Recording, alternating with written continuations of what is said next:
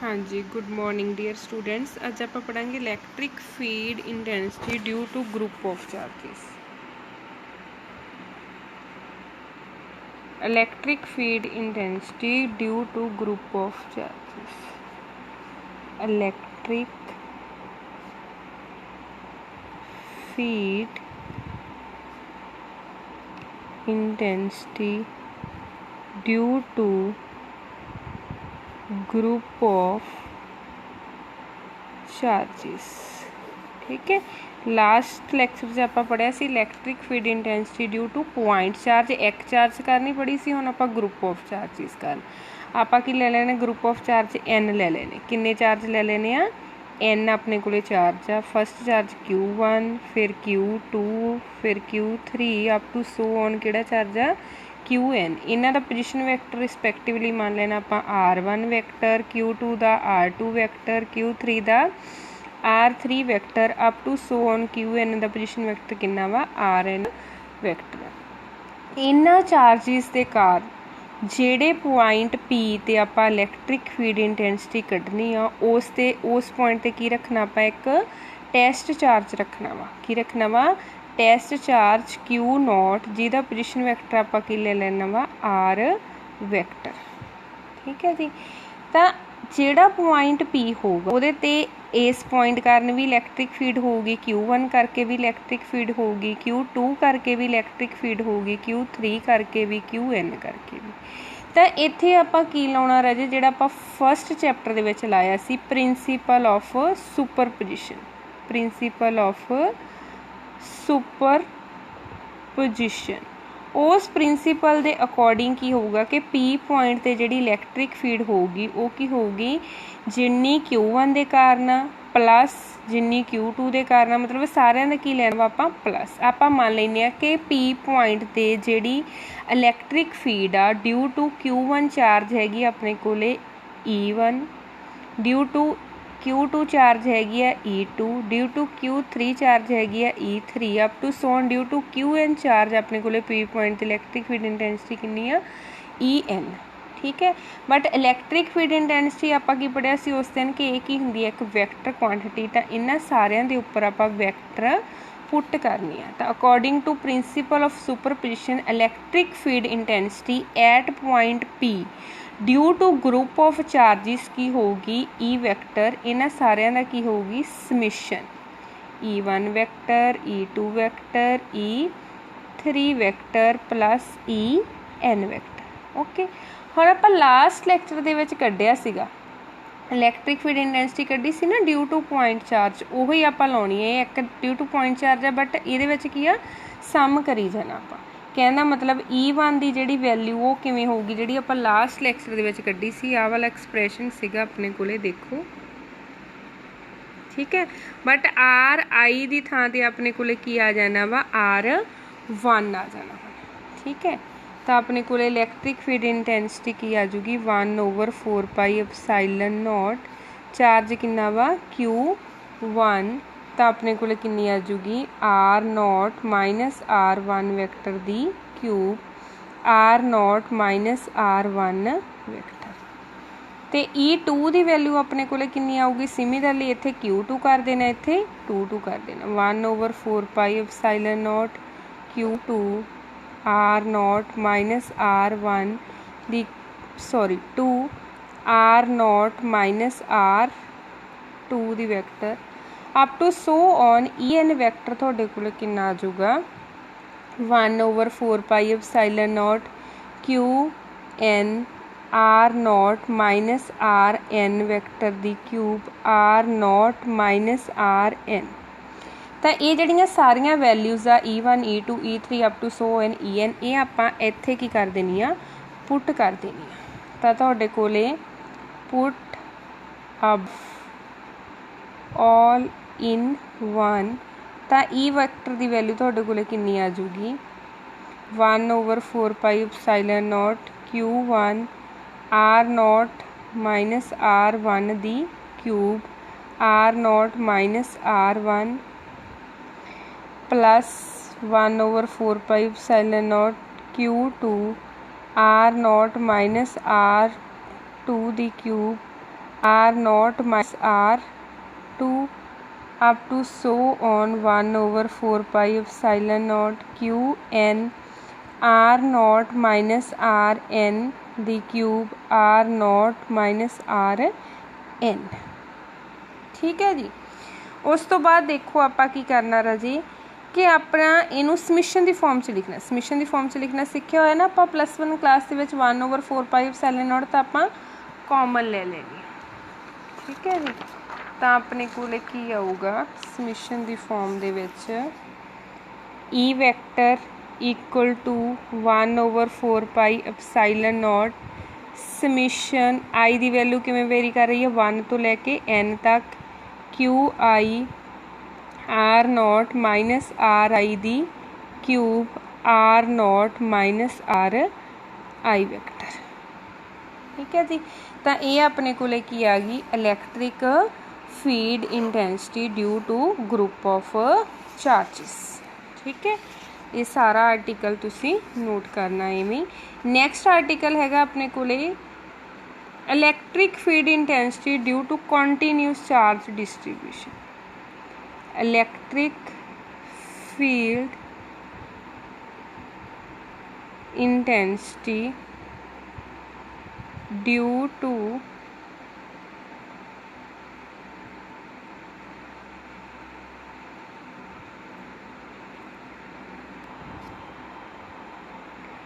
continuous charge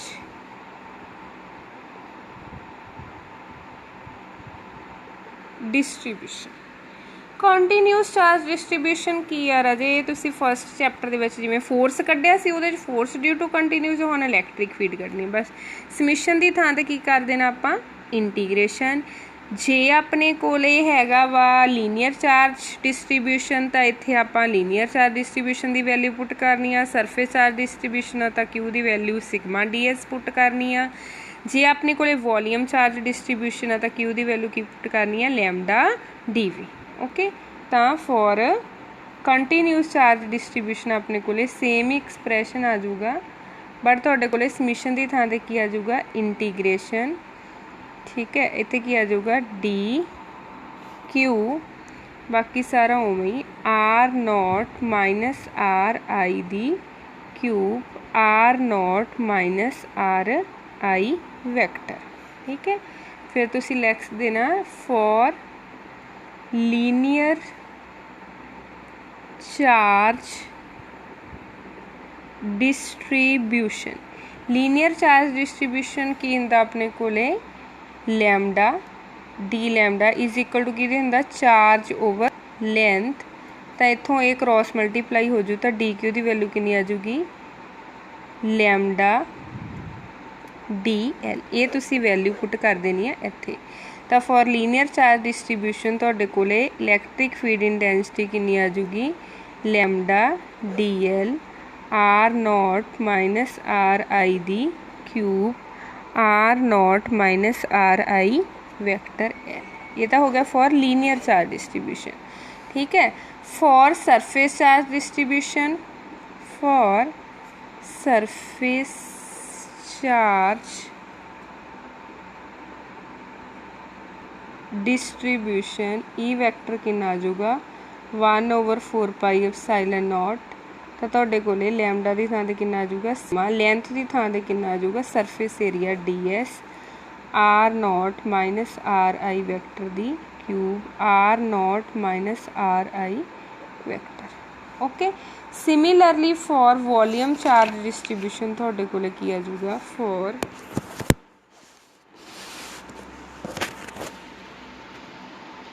volume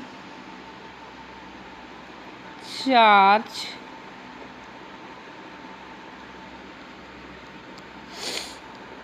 distribution E vector कितना आ जाऊगा 1/4 epsilon naught L.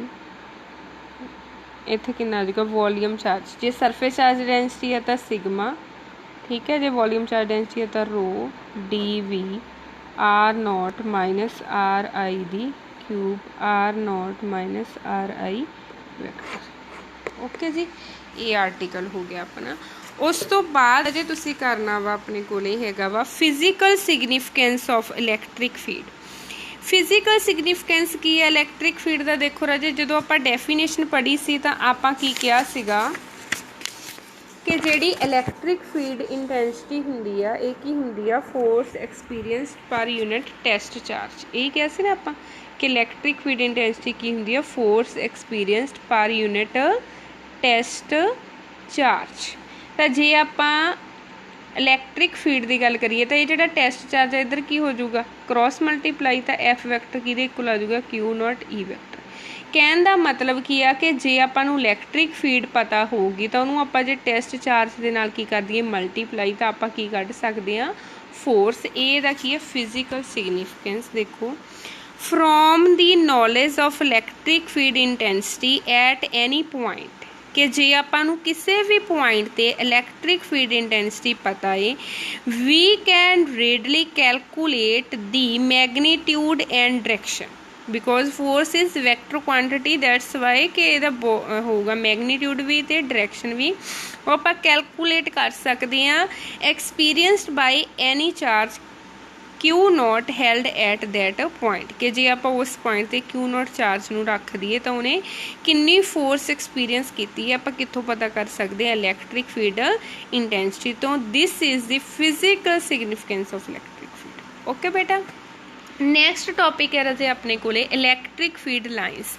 Electric field lines की होंदियां राजे कोई भी पाथ हुंदा है ये पाथ है जिहड़ा स्ट्रेट भी हो सकता कर्वड भी हो सकता। ये पाथ हुंदा कित्थे आ इलैक्ट्रिक फील्ड दे विच हुंदा। इलैक्ट्रिक फील्ड तो पता ना तुहानूं कित्थे हुंदी आ किसी भी चार्ज दे अराउंड कोई स्पेस हुंदी है जिस स्पेस दे विच उस चार्ज का की होवे इफैक्ट। तो इलैक्ट्रिक फील्ड दे विच की हुंदी आ कोई लाइन हुंदी आ जां पाथ हुंदा वा जिहड़ा स्ट्रेट जां कर्व हो सकता वा उहनूं की कह दिंदे आपां इलैक्ट्रिक फील्ड लाइन कह दिंदे आ। जे आपां उस लाइन दे किसी भी पॉइंट ते टेंजेंट ड्रॉ करिए तो वो टेंजेंट आपां नूं डायरेक्शन दसदा कि उस पॉइंट ते इलैक्ट्रिक फील्ड इंटेंसिटी दी डायरेक्शन किन्नी होगी। Electric field line as a path एक ही हुंदा पाथ स्ट्रेट और कर्व्ड हुंदा कित्थे हुंदा इलैक्ट्रिक फील्ड दे विच हुंदा such that tangent to it जे आपां टेंजेंट ड्रॉ करिए इट एट एनी पॉइंट तो ये आपां नूं की दिंदा वा गिव्स दी डायरेक्शन दिंदा वा electric field intensity the because आपां की किया सी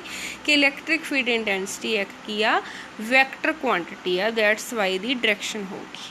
ठीक है बेटा एक तो तुसीं इहदी डेफिनेशन याद करनी है। दूसरा मोस्ट इंपॉर्टेंट इहदियां डायग्राम्स तुहानूं आ सकदियां कि जे पॉजिटिव टेस्ट चार्ज आ तो आउटवर्ड होगी एरोज देखो डायरेक्शन। ठीक है जे पॉजिटिव टेस्ट चार्ज आ जे नैगेटिव टेस्ट चार्ज आ तो तुहाडे कोले की होगी इनवर्ड डायरेक्शन होगी एरो दी। तुहानूं डायग्राम ड्रॉ करनी आऊगी कि draw the electric field lines due to point positive charge due to point negative charge या due to positive and negative charge.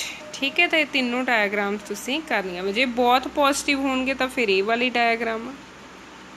Okay जी तो ये तुसीं डायग्राम कर लैनी वा। उस तो बाद मोस्ट इंपॉर्टेंट अपने कोले टॉपिक हैगा properties of electric field lines. 4 properties करनियां तुसीं। फर्स्ट वन हैगी आ electric field lines are continuous curves. ये की हुंदियां कॉन्टीन्यूस कर्व्स हुंदियां वा।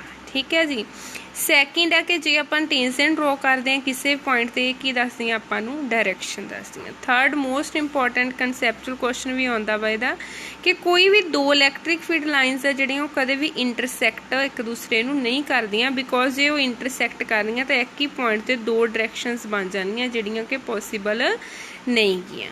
फोर्थ की है कि जे आप सरफेस कंडक्टर की सरफेस से इलैक्ट्रिक फील्ड लाइन ड्रॉ करिए तो वो ऑलवेज की होंगी नॉर्मल। Normal मीनस perpendicular. ठीक है जी उस तो बाद हैगा अपने कोले इलैक्ट्रिक डायपोल। इलैक्ट्रिक डायपोल की हुंदा राजे पेयर हुंदा जे आप इक्वल ते अपोजिट दो पॉइंट चार्ज ले लीए जिन्हां दे विच थोड़ा जिहा डिस्टेंस जिवें आ लिया होया वा एक आपां क्यू चार्ज लिया वा नैगेटिव एक आपां क्यू पॉजिटिव लिया दोनों दे विच डिस्टेंस लिया 2a। तो इस तरह का पेयर जिहड़ा बनदा वा दो पॉइंट चार्जिस का पॉइंट चार्ज इक्को जे लेने सेम बट अपोजिट लेने एक पॉजिटिव तो दूसरा नैगेटिव उन्होंने सम सैपरेशन ते जे रख दिए तो तुहाडे कोले की बनदा वा इलैक्ट्रिक डायपोल बनदा वा। ओके जी ਨੈਕਸਟ ਇਹ ਆਪਣੇ ਕੋਲੇ ਸੈਂਟਰ ਆ ਡਾਇਪੋਲ ਦਾ, ਠੀਕ ਹੈ। ਉਹ ਜਮਾਂ ਸੈਂਟਰ ਦੇ ਵਿੱਚ ਰੱਖਿਆ, ਜਮਾਂ ਸੈਂਟਰ ਦੇ ਵਿੱਚ ਮੀਨਸ ਜੇ ਟੋਟਲ ਲੈਂਥ 2 ਹੈ ਤਾਂ O ਤੋਂ ਲੈ ਕੇ ਆਹ ਵਾਲੇ ਪੁਆਇੰਟ ਤੱਕ A ਲੈਂਥ ਆ, ਤੇ ਇੱਧਰ ਨੂੰ ਵੀ O ਤੋਂ ਲੈਫਟ ਸਾਈਡ ਵੀ A ਲੈਂਥ ਆ, ਤੇ ਰਾਈਟ ਸਾਈਡ ਵੀ A ਲੈਂਥ ਆ। ਟੋਟਲ ਆ ਜਿਹੜੀ ਉਹ 2A ਲੈਂਥ ਆ, ਠੀਕ ਹੈ। ਉਸ ਤੋਂ ਬਾਅਦ ਜੇ ਆਪਾਂ ਗੱਲ ਕਰੀਏ ਡਾਇਪੋਲ ਮੂਵਮੈਂਟ ਦੀ, ਡਾਇਪੋਲ ਮੂਵਮੈਂਟ ਕੀ ਦੱਸਦਾ ਆਪਾਂ ਨੂੰ? ਸਟਰੈਂਥ ਦੱਸਦਾ। ਜਿਵੇਂ ਆ ਇਲੈਕਟ੍ਰਿਕ ਡਾਇਪੋਲ ਹੈ ਨਾ ਵੀ ਇਹਦੀ ਸਟਰੈਂਥ ਕਿੰਨੀ ਹੋਊਗੀ, ਇਹ ਕੀ ਇੱਕ ਵੈਕਟਰ ਕੁਆਂਟਿਟੀ, ਇਹਦੀ ਸਟਰੈਂਥ ਕੀ ਹੁੰਦੀ ਹੈ? ਈਚ ਚਾਰਜ ਤਾਂ ਕਿਊ ਆ, ਇੱਕ ਪੋਜ਼ਿਟਿਵ ਇੱਕ ਨੈਗੇਟਿਵ, ਬਟ ਹੈ ਤਾਂ ਕਿਊ ਹੈ ਨਾ। ਕਿਊ ਤੇ ਨਾਲ ਕੀ ਲੈ ਲੈਣਾ ਦੋਨਾਂ ਦੀ ਸੈਪਰੇਸ਼ਨ, ਇਹ ਵੈਕਟਰ ਕੁਆਂਟਿਟੀ ਹੈ, ਠੀਕ ਹੈ ਜੀ। ਤਾਂ ਇਹਦੀ ਜੇ ਆਪਾਂ ਯੂਨਿਟ ਦੇਖੀਏ ਤਾਂ ਚਾਰਜ ਦੀ ਯੂਨਿਟ ਕੀ ਹੁੰਦੀ ਹੈ? ਕੂਲਮ। ਇਹ ਇੱਕ ਲੈਂਥ ਹੈ, ਇਹਦੀ ਯੂਨਿਟ ਕੀ ਹੁੰਦੀ ਹੈ? ਮੀਟਰ। ਤਾਂ ਇਹਦੀ ਯੂਨਿਟ ਕੀ ਬਣ ਗਈ? Coulomb metre. ਇਹਦਾ ਡਿਮੈਂਸ਼ਨਲ ਫਾਰਮੂਲਾ ਦੇਖੀਏ ਤਾਂ ਆਪਣੇ ਕੋਲੇ ਲੈਂਥ ਦਾ ਡਿਮੈਂਸ਼ਨਲ ਫਾਰਮੂਲਾ ਕੀ ਹੁੰਦਾ ਵਾ? L, ਤੇ ਕਿਊ ਦਾ ਡਿਮੈਂਸ਼ਨਲ ਫਾਰਮੂਲਾ ਕੀ ਹੁੰਦਾ ਵਾ? AT। ਕਿਊ ਦਾ ਡਿਮੈਂਸ਼ਨਲ ਫਾਰਮੂਲਾ AT ਕਿਵੇਂ ਹੁੰਦਾ ਵਾ? ਆਪਾਂ ਨੂੰ ਪਤਾ ਵਾ ਕਿ ਜਿਹੜਾ ਕਰੰਟ ਹੁੰਦਾ ਉਹ ਕੀ ਹੁੰਦਾ ਵਾ? ਚਾਰਜ ਅਪੋਨ ਟਾਈਮ, ਤੇ ਜਿਹੜਾ ਟਾਈਮ ਇੱਧਰ ਕੀ ਹੋ ਜਾਊਗਾ? ਕ੍ਰੋਸ ਮਲਟੀਪਲਾਈ ਕਿਊ। ਕਿਊ ਕਿਹਦੇ ਬਰਾਬਰ ਹੋ ਗਿਆ ਆਪਣੇ ਕੋਲੇ? IT। I ਕੀ ਹੈ? ਕਰੰਟ। ਕਰੰਟ ਦੀ ਯੂਨਿਟ ਕੀ ਹੁੰਦੀ ਹੈ? ਐਂਪੀਅਰ। T ਦਾ ਡਿਮੈਂਸ਼ਨਲ ਫਾਰਮੂਲਾ T। ਤਾਂ ਆਪਣੇ ਕੋਲੇ ਡਿਮੈਂਸ਼ਨਲ ਫਾਰਮੂਲਾ ਕਿਊ ਦਾ ਕੀ ਹੁੰਦਾ? AT। ਲੈਂਥ ਦਾ L, ਤਾਂ ਇਹਦਾ ਡਿਮੈਂਸ਼ਨਲ ਫਾਰਮੂਲਾ ਬਣ ਗਿਆ ਇਹ। ਨੈਕਸਟ ਕੀ ਹੈ ਰਾਜੇ? ਇਹ ਵੀ ਇੰਪੋਰਟੈਂਟ ਹੈ ਕਿ ਆਈਡੀਅਲ ਡਾਇਪੋਲ ਕਿਹੜਾ ਹੁੰਦਾ ਵਾ? ਇਹ ਤਾਂ ਡਾਇਪੋਲ ਹੈ ਨਾ। ਆਈਡੀਅਲ ਕਿਹੜਾ ਹੁੰਦਾ? ਆਈਡੀਅਲ ਹੁੰਦਾ ਜਿਹਦੀ ਲੈਂਥ ਬਹੁਤ ਛੋਟੀ ਹੋਵੇ। ਛੋਟੀ ਮੀਨਸ ਜਿਹਦੀ ਲੈਂਥ ਆਲਮੋਸਟ ਕੀ ਹੋਵੇ? 0 ਹੋਵੇ। ਇਹਨੂੰ ਪੁਆਇੰਟ ਡਾਇਪੋਲ ਵੀ ਕਹਿੰਦੇ ਆ। Ideal dipole is the smallest dipole having no size. Okay ਜੀ।